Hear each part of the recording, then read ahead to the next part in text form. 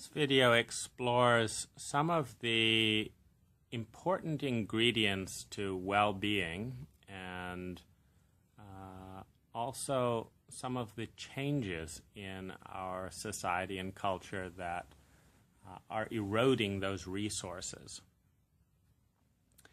So one thing is the brain studies which show that we have a certain muscle or amount of good conscious choices we can make every day before our choice muscle gets exhausted and we just make choices to get them out of our hair, so to speak, as opposed to making excellent choices.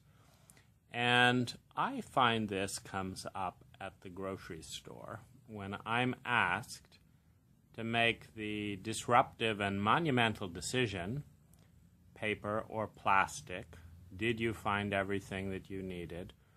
And the effort it takes to respond and engage noticeably affects the quality of thought that might have been on a really serious question, such as, what do I want to pivot and adjust that's within my ability to adjust to push the lifetime in a slightly better direction?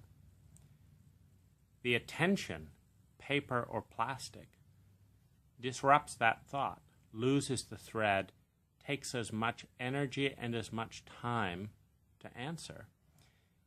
In a certain way, I feel that being bombarded with choice, being bombarded with freedom, is actually taking away a really important freedom to reflect, to concentrate, to be present to the important things and thoughts in life.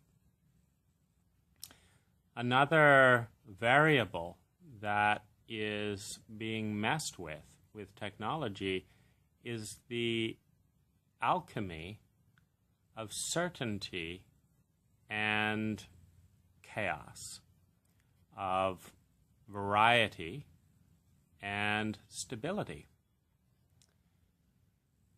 We all have a human innate balance where if too many things change, one, without our control, and two, without our, I'd say permission, control,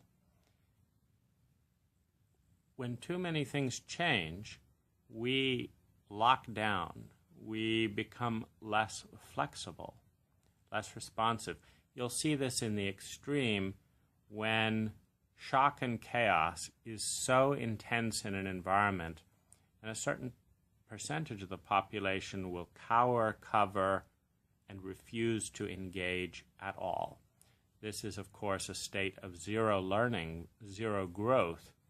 It's extreme chaos and extreme rigidity and no movement. The sweet spot is always somewhere in the middle. But what happens when you turn on your iPad to play a familiar scene or a familiar song, to create the certainty required to soar into new ideas, and someone else has decided that you are going to get a forced update, that your life is not your own, you cannot access your own music, you are not in control. We are going to forcibly pivot and tilt that balance the way we want to. Do we hold back from growth? Do we instinctively develop more reserves? Or do we go out over the edge into reaction, i.e., a car cut us off when they weren't supposed to. A delivery truck blocked traffic and made us 5 minutes late when we were already quivering in the emotional response of being cut off. A bit of news came on the radio that triggered something, and we were not expecting it. And then we turn on the familiar song to reassure us and comfort us, and find that no, someone else has decided to tilt the balance of certainty and uncertainty and give us one more surprise. Do we shut down? Do we explode and throw the iPad across the room because we are asserting our authority, our control? Do we feel helpless? This is one of the big dials that we're playing with as we deal with a technology, unlike tape players, unlike CDs, that are being controlled like Tesla cars when the factory would like to send a new update, or Apple would like to send a new update, or when I have 5 seconds and I want to send a text, and I turn the phone off of airplane mode to send that text, and the phone has 30 updates that it thinks are more important than my text. What does this do to relationships when our partner has a new surprise? Do we, for example, start pushing back at the people we can have influence over and control because things are getting too liquid, too out of control in all these areas of our life, from traffic to cars to apps to phones to iPads to new software updates? And we just want something to stay the same. Spaciousness and space. I used to be able to park my truck anywhere, easily. Now it's driving around looking for a space, but then it's not quite big enough. There's discomfort. How depressed, unhappy, unwelcome, horrified is the person returning going to be? Do I want to face the uncertainty of driving around again for another 5 to 15 minutes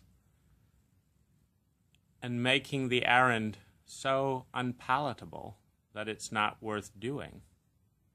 What does that mean if it's not worth doing? Do I want to park close to another door inside the white line, but not enough to let someone open their car door? And will there be someone on that side? Can the car pull out and open the door? Will I be hated? Will I be feared? Will I be resented? Or will I be understood? These are real questions, and they come up more and more frequently in traffic, in parking, in meetings on the street. The windows of time in which communication is welcome versus unwelcome. The rules are getting tighter. The spaces are getting narrower. How do you tell? Does someone have an earbud in? Would they like a hello, and are they feeling lonely? Or will you interrupt a really important call in the unknown, in the uncertainty? Distance is growing. We don't want to bother someone. And yet, more and more people feel isolated and alone.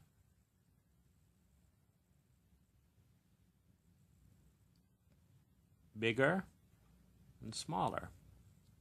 These are just some of the resources that I notice that are not being talked about, that are not being calculated.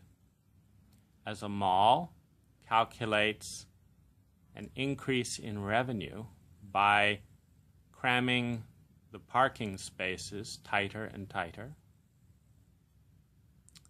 as an application competes to be cool by endlessly changing and changing more than the next one.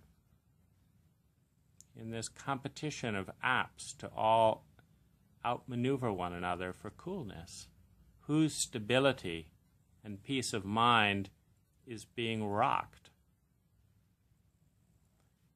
as the rules and the spaces of social engagement are such that there's a high probability that saying anything meaningful to a stranger or someone we know will interrupt something. How many things go unsaid because we don't want something precious to us to feel like a burden? Thank you.